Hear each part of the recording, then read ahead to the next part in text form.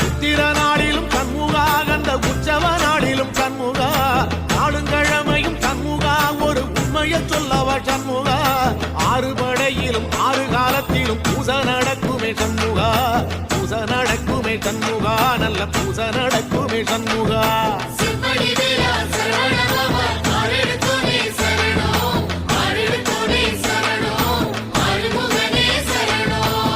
Marudhamalai Sathya